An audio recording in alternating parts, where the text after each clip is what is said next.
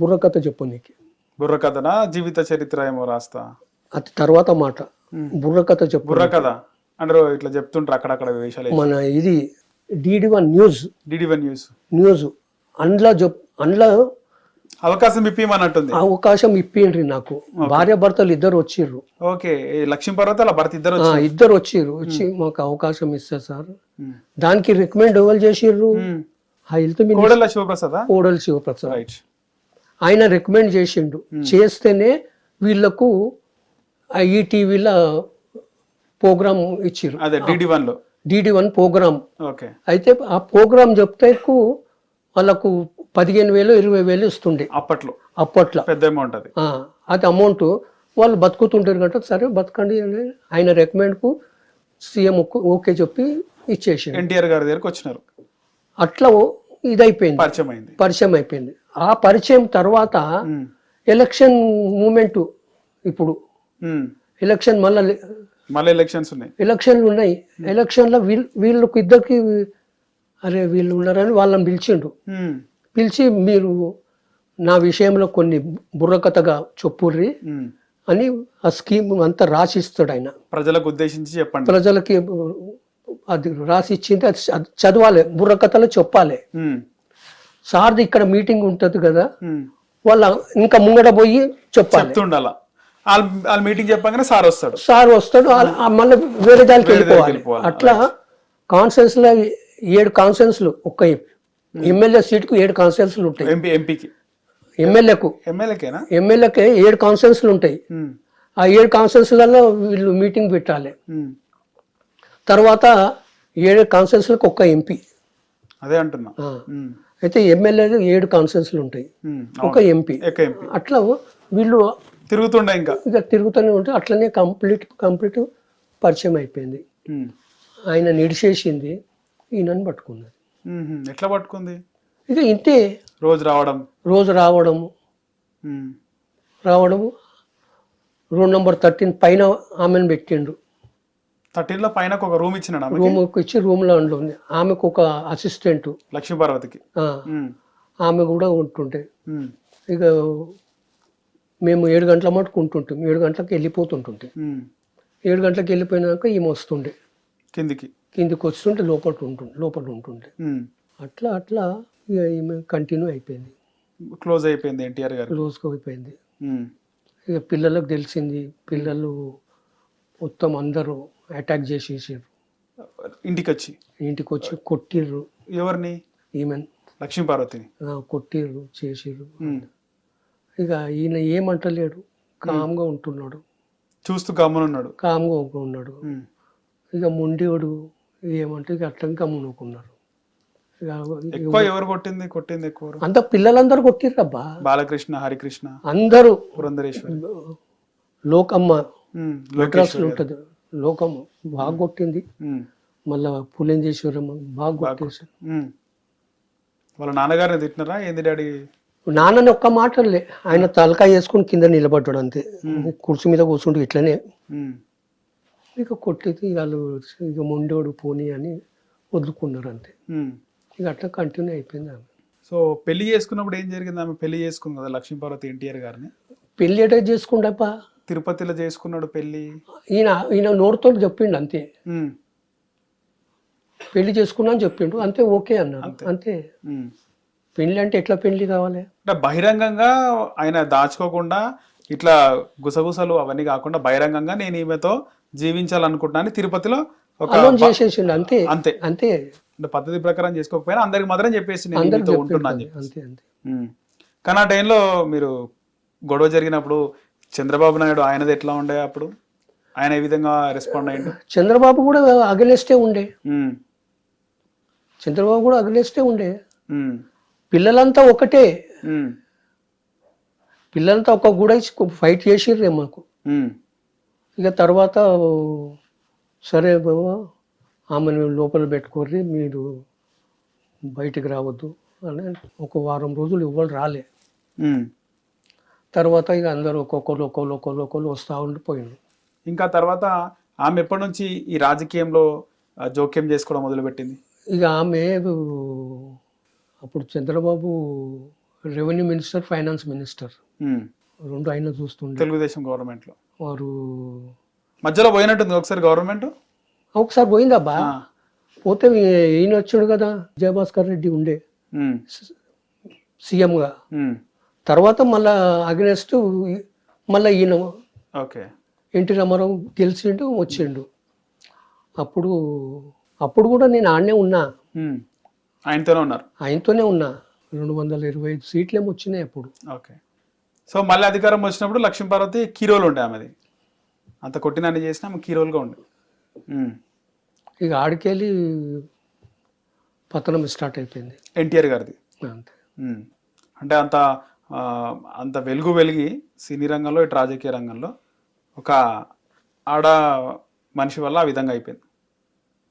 So ఎవరైనా చెప్పి ప్రయత్నం చేస్తారా ఈమె బాగా జోక్యం చేసుకుంటుంది రాజకీయంలో కూడా అని? అదే జోక్యం చేసుకోబట్టుకునే ఆమెది పతనం అయిపోయింది. ఓకే. కానీ జోక్యం చేసుకోకుండా ఉండాలని చెప్పి ఎప్పుడు చెప్పలేదా ఎన్టీఆర్ గారు? ఆయన చెప్పకపోతుండే బా, ఆయన ఎందుకు చెప్తుండే? ఆయన లాస్ట్ మొత్తము చాలా వీక్ అయిపోయింది ఆయన. ఓకే. ఎంత ఉంటుంది అప్పుడు ఆయన ఏజ్? 80 ఏళ్ళు ఉంటాడు ఆయన. 80 ఏళ్ళు. ఈ చెయ్యి లేవదు. ఓకే. ఇట్లా పట్టుకొని ఇట్లా నమస్కారం పెడతాడు. ఓకే. ఒక చెయ్యి లేవని దాంతో మళ్ళీ ఈ డౌన్ అయిపోతుంది. నాకు తర్వాత తెలిసింది ఈ చెయ్యి లేవదని. ఓకే. కానీ ఎవరికి తెలియనియలే ఆయన. ఎవరు తెలియనియలే ఆయన. ఆయన అట్లా మేనేజ్ చేసిండు ఆయన. అది ఏందిరా ఈ జీవితం ఈయనది ఇట్లా అయిపోయింది. అప్పుడు హరిబాబు ఉండే, హరిబాబు కూడా చెప్పిన, హరిబాబు సారథి మొత్తం డౌన్ అయిపోతున్నాడు, ఎవరికైనా చూపెట్టుకోర్రి అయ్యా అంటే మంచి చెప్తాడు అని చూపెట్టుకోలే. ఆయన స్టేజ్ లాస్ట్ స్టేజ్ ఇట్లా అయిపోయింది. కార్లకి వెళ్ళి ఆయన లోవాలన్నా కానీ 2 పిర్రల మీద చేయి పెట్టి లేపుతుంటుంది నేను. ఓకే. రెండోసారి సీఎం ఉన్నప్పుడు ఇట్లా లేపుతుంటుంటే ఇట్లా డోర్ పట్టుకొని ఇది పట్టుకొని మెల్లగా లేస్తుంటే 2 పిర్రల మీద చేయి పెట్టి లేపుతుంటుంది నేను.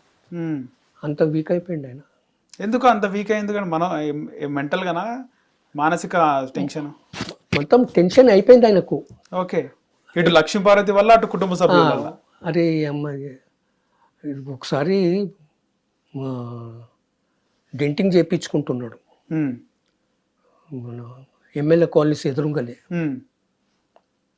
రామచంద్రరావు డాక్టర్ అయినా, ఓకే, గవర్నమెంట్ డాక్టర్ అయినా, ఇంట్లోనే చేస్తుండే. డెంటింగ్ చేయించుకొని బయలుదేరుదామంటే, ప్రసాద్ నువ్వు గోళీలు తీసుకొని రా, మేము బయలుదేరుతాం అంటే మేము ఇద్దరం కార్లో బయలుదేరినాం. కృష్ణారావు బ్రిడ్జ్ ఎక్కుతున్నాం. అప్పటికి 1 మంత్ అవుతుంది చంద్రబాబు సీఎం అయ్యి. ఓకే. చంద్రబాబు సీఎం అయ్యి వైస్రే గడన అయిపోయింది. 1 మంత్ అవుతుంది అది ఆయన సీఎం అయ్యి. అయితే వైస్రాయి ఎక్కుతున్నాము. లచ్చన బాబు గారు పాలన ఎట్లుంది? నాకేం అడుగుతున్నావు సార్ అన్న. నాకేం అడుగుతున్నావు? ఎందుకు కోపడుతున్నావు లచ్చన? నువ్వు బయట తిరుగుతావు కదా, చెప్తారు కదా అని అన్నాను. రాజకీయ చాణక్యుడు సార్ మంచిగా చేస్తున్నాడు అన్న. అయినా కానీ మనం చేసింది కూడా తప్పే కదా సార్. రావణాసురుడు సీతను తీసుకొని లంకలో పెట్టుకొని నాశనం అయిపోయాడు. మీరు ఈమెను తీసుకొచ్చి మీరు నాశనం అయిపోయారు, ఉన్న పేరు చెడగొట్టుకున్నారు. అనగానే అనండి లచ్చన్న, అందరు అన్నారు, నువ్వు ఒక్కడ వనలే, నువ్వు కూడా అన్నావు అని తలకాయ కింద వేసుకున్నాడు సార్. 2 నెంబర్ 13 పోయేదాకా లేపలే తలకాయ మీదకి. నేను తలకాయ కొట్టుకున్నారు, ఎందుకన్నారు ఆయన నువ్వు. ఒకటే కారు. ఒక మాజీ సీఎం ఎన్టీఆర్ గారు ఒకటే కారు. ఒకటే కారు. అప్పుడు ప్రజెంట్ సీఎం ఉన్నప్పుడు కూడా 3 కార్లు. పైలట్, ఇస్కాటు, నేను సెంటర్లో నేను అంతే. పైలట్ ఇంకకెళ్ళి ఇంకో కారు వస్తే అద్దంలోకి వెళ్ళి చూస్తుండే, లచ్చన వాడు ఎవడు ఇంకోడు వస్తున్నాడు అంటుండే. అయితే గంటిపేట పోతున్నాము, పిఎస్డి కారు వస్తున్నది సార్, పిఎస్డి కారు వస్తున్నది సార్. గండిపేట పోయిన తర్వాత bill ప్రసాద్ని bill, Hemachand Prasad sir పిలుస్తున్నాడు సార్. ఎందుకు వచ్చారు మీరు కారు? గవర్నమెంట్ పెట్రోల్ ఎందుకు వేస్ట్ చేస్తారు? అవసరం లేదు అంటుండే. అవసరం లేదు. మీరు ఒకటే కార్లో రాన్రి, ఇద్దరు కలిసి ఒకటే కార్లో రాన్రి, లేకపోతే పైలట్ ఇస్కాట్లన్నా కూర్చోర్రి. మీరు ఆఫీసర్లు కదా, ఒక కారు తీసుకోర్రి. అయితే ఒక్క కారు వెనకకెళ్ళి వచ్చినా కానీ ఎవరిదే డబ్బు? ప్రజల డబ్బు అండి. ఎందుకు వేస్ట్ చేస్తారు? మళ్ళీ సాయంత్రము పేపర్ తీసుకొని వస్తాడు మోటార్ సైకిల్ మెసెంజర్, వాడు టిఫిన్ తీసుకొని పేపర్ తీసుకొని రావాలి. రెండు తీసుకొని రావాలి ఒకటేసారి. ఆ టిఫిన్ భోజనం చేసుకుంటూ పేపర్ చదువుకుంటుంటే అంతే. కానీ ఎక్స్ట్రా ఎవరు రావద్దు అంత స్ట్రిక్ట్ చూపు పెడుతుండే ఆయన. ఫోన్ కూడా ఎవరు చెయ్యొద్దు. ఫోన్ చేసినా కానీ ఒకసారి పెద్దబాబు మాట్లాడుతున్నాడు ఫోన్లో, మాట్లాడుతుంటే విన్నాడు. విని పెద్ద కొడుకులు, ఏం నీ ఇంట్లో ఫోన్ లేదా? ఇక్కడ ఎందుకు వచ్చి చేస్తున్నావు? ఇది గవర్నమెంట్ పెట్రోల్, గవర్నమెంట్ ఫోను, ఎందుకు ఫోన్ చేస్తున్నావు?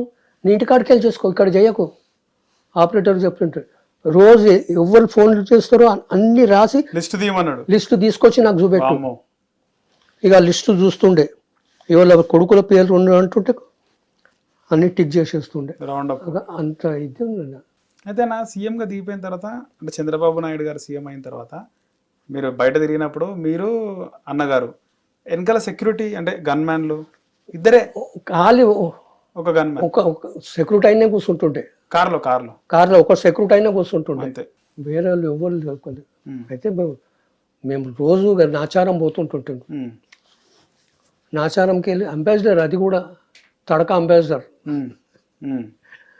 ఇక అది 2833 నెంబర్ ఏపీ 2833 గవర్నమెంట్ కారు 2833.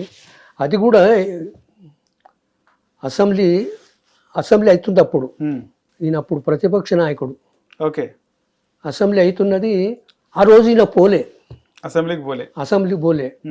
ఏదో గొడవ అయితే అందరినీ సస్పెండ్ చేసేసిండు. అలా ఈయనను కూడా సస్పెండ్ చేసిండ్రు. అయితే ఈయన దిగి లోపల పోతున్నాడు. పోతుంటే అటెండర్ ఆపిండు. సార్ మీరు సస్పెండ్ చేసిండ్రు సార్. నేను అసెంబ్లీకే రాలే, నన్ను ఎందుకు సస్పెండ్ చేస్తారు? లేదు సార్ సస్పెండ్ చేసిండ్రు అంటే ఆఫీస్లో వచ్చి కూర్చున్నాడు. కూర్చొని నన్ను పిలిచిండు. ఇక సార్ కూర్చున్నాడని అప్పుడే చంద్రబాబు వస్తున్నాడు, నడుచుకుంటూ వస్తున్నాడు. లచ్చన్న కారు రిటర్న్ చేసేసి నువ్వు వచ్చేసేయి, సెలవు పెట్టి అనగానే చంద్రబాబు వస్తుండు. సెలవు పెట్టిరా, నువ్వేంది బోడి చెప్పేది? నేను చెప్పినా కదా. చంద్రబాబుని నువ్వేంది చెప్తున్నావు? నేను చెప్పినా కదా, లచ్చన్న కారు ఇచ్చేసేయి, సెలవు పెట్టిరా. ఎందుకన్నమాట సస్పెండ్ చేసిరు కదా ఈయన. నేను రాలే, అసెంబ్లీకి రాలే, నన్ను ఎట్లా సస్పెండ్ చేస్తారు మీరు? అది కారు వదిలేసేసి ఇక మారుతి కారు, ఆయన ఓన్ బిడ్డ కారు, ఆ కారు ఓ 2-3 రోజులు తిప్పిన. సార్ నాతో అయితే లేదు సార్ ఈ కారు తిప్పనీకే, అంబాసిడర్ నడిపిస్తా సార్. నాకన్నా ముందే సైకిల్ ఉరుకుతున్నాడు, 3 సైకిల్ ఉరుకుతున్నాడు. ఎవడన్నా కొడుకు ఆయన ఎందుకు ఇంకో కారు కొందామని ఎందుకని అన్నాడు ఎప్పుడైనా? ఇంకో కారు కొందామని. కార్లు ఉంటాయి, ఎందుకు కొడతాడు? అంటే బాగా నడుస్తలేదు అన్నారు కదా, కొడుకుల కార్లు ఉన్నాయి కదా, ఎందుకు కారు ఎందుకు కొనాలి? సరే అని ఇక ఒక 2 రోజులు మారుతి నడిపించిన. ఇక నేను సెలవు పెట్టేసి వచ్చేసిన. 1.5 సంవత్సరంన్నర ఉద్యోగానికి సెలవు పెట్టిన. నేను ఉద్యోగానికి సెలవు పెట్టి ఆయన దగ్గర డ్యూటీ చేసిన. అయితే ఈయన బాబు సీఎం అయిన తర్వాత బాబు వచ్చిండు, నువ్వు ఇక్కడనే ఉండు అన్న. ఆయన నన్ను అన్నానే పిలుస్తుండే చంద్రబాబు. అప్పుడు కూడా అన్నానే అంటుండే, ఇప్పుడు కూడా అన్ననే అన్నాడు. అన్న నువ్వు సార్ దగ్గరనే ఉండు, నేను నీకు సహాయం చేస్తా. నేను నువ్వు మాట మీద ఉండు, నాకు సారు నా కూతురు వివాహం చేస్తా అని మాట ఇచ్చిండు. నువ్వు ఆ మాట నిలుపుకుంటే నేను సార్ దగ్గర ఉంటా అంట. నేను సహాయం చేస్తాను లచ్చన్న, నువ్వు ఇక్కడనే ఉండు అంట. సరే మంచి సార్ మీరు చెప్పారు కదా ఉంటా అని ఆయన దగ్గరనే. ఎన్టీఆర్ గారి దగ్గర ఉన్నారు 14 సంవత్సరాలు 7 నెలలు మొత్తము 1.5 years సెలవు పెట్టిన. ఈఎల్ అయిపోయినాయి, సిఎల్ అయిపోయినాయి, లాస్ట్ పే ఆఖరికి లాస్ట్ పేల కూడా చేసిన. మళ్ళీ డబ్బులు ఎవరు ఇచ్చారు మీకు?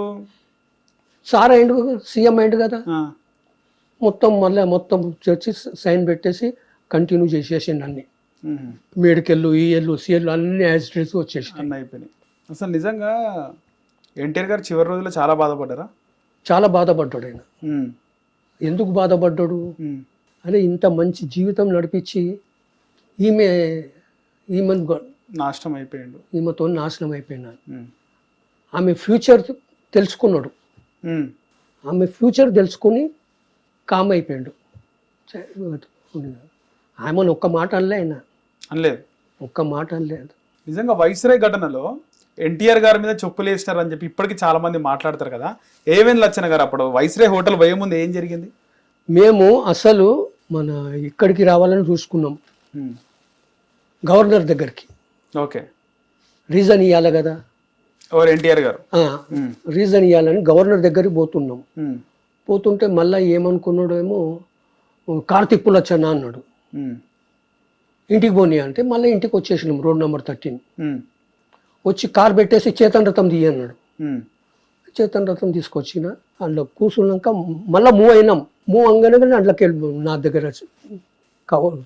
డ్యూటీ ఉందన్నది, కిటికీలకు అందులోకి వెళ్ళి కిటికీలకు వెళ్ళి మాట్లాడడానికి ఆయన ఉంటుంది. ఓకే. ఓకే.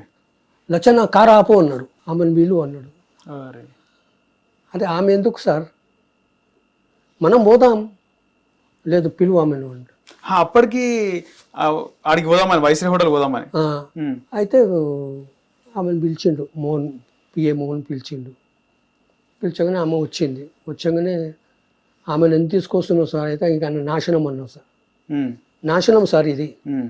ఆమెను తీసుకొస్తున్నావు నాశనం అయిపోతుంది, ఇక పార్టీ మొత్తం నాశనం అవుతుంది, రానియండి మీ ఇష్టం సార్ అన్న. మూవ్ అయినాం.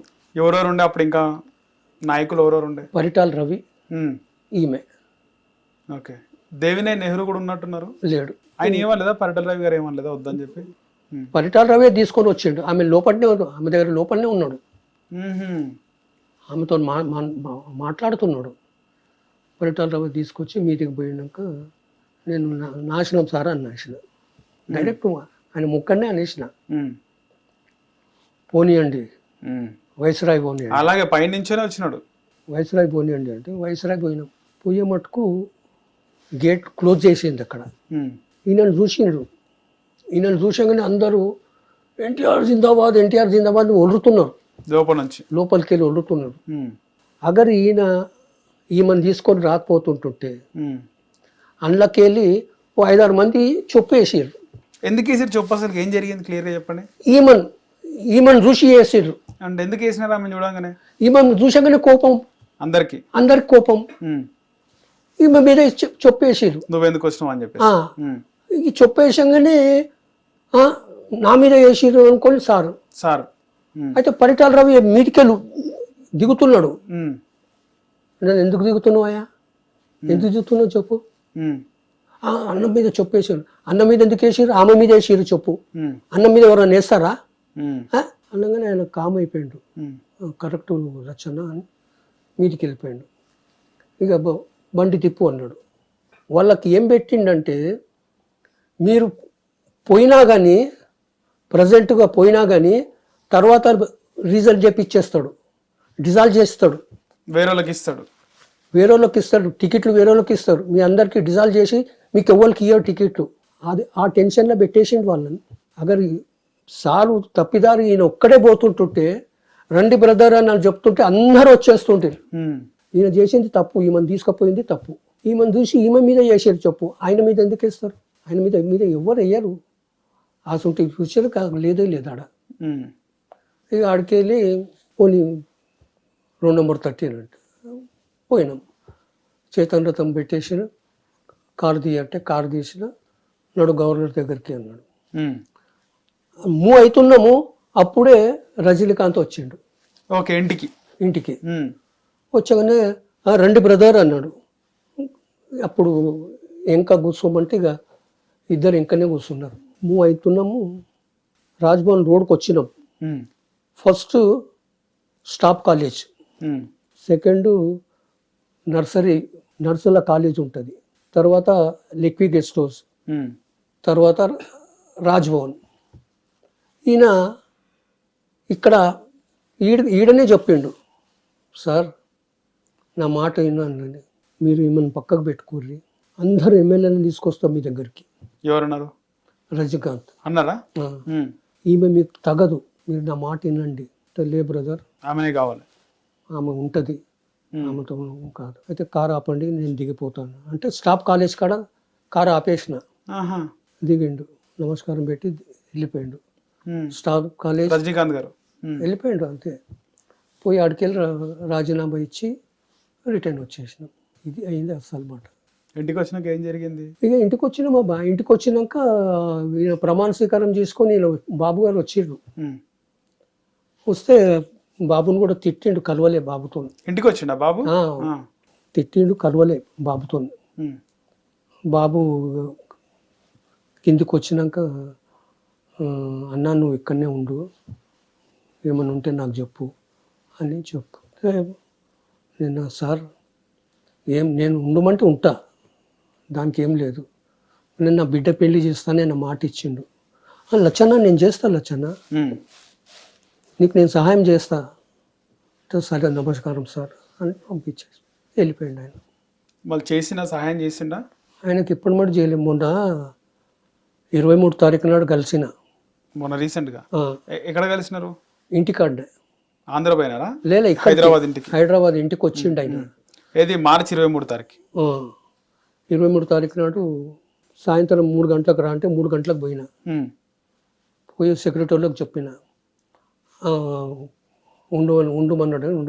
సరే ఉండమన్నా. Hit TV app